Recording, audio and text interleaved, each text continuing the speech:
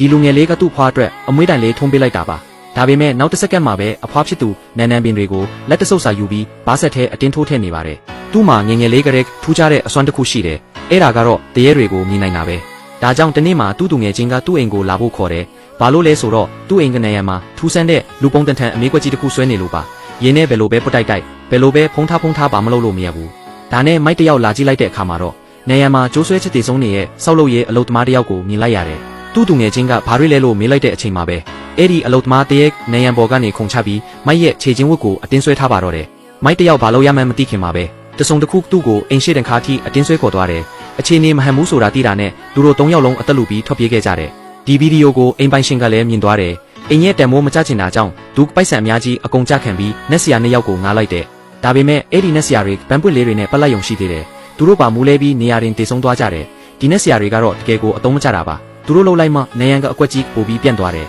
ကံကောင်းစွာနဲ့မိုက်တယောက်ပြန်ရောက်လာပြီးမိဖို့ချောင်နဲ့တန်းသွားကထိုင်းစတိုင်ထမင်းကြော်တပွဲကိုအားတက်တရောကြော်ပေးလိုက်တယ်ဒါတကယ်ရောအလုပ်ဖြစ်ပါမလားသူလည်းမတေချဘူးဒါပေမဲ့နောက်ဆုံးအချိန်သူမြင်ခဲ့ရတာကတော့တေဆုံးသွားတဲ့အလုပ်သမားတရေကြီးရဲ့ဘေးမှာစားမကုန်သေးတဲ့ထမင်းကြော်ဘူးလေးတပူရှိနေတာပါမိုက်ကဆူတောင်းပေးလိုက်တဲ့အချိန်မှာပဲတရေကြီးကချက်ချင်းပေါ်လာပြီးထမင်းကြော်ကိုအားရပါးရစားပါတော့တယ်မိုက်ခက်မှန်တာမှန်သွားတယ်ထမင်းကြော်စားပြီးသွားတဲ့အခါမှာတော့တရေကြီးမိုက်ကိုတစ်ချက်ကြည့်ပြီးပျောက်ကွယ်သွားတယ်လို့နေရန်ကအမေးကွက်ကြီးလဲလုံးဝပျောက်ကွယ်သွားပါတော့တယ်မိုက်ရဲ့ဟင်းချက်ပြီးတရေနေနဲ့နေလန်းကတော့အိမ်ပိုင်ရှင်ကိုတော်တော်လေးပေါ်ကျသွားစေတယ်ဘာလို့လဲဆိုတော့အိမ်ပိုင်ရှင်စီမှာဒီလိုတရေချောက်တဲ့အိမ်တွေအလုံးပေါင်း100လောက်ရှိနေလို့ပါပဲ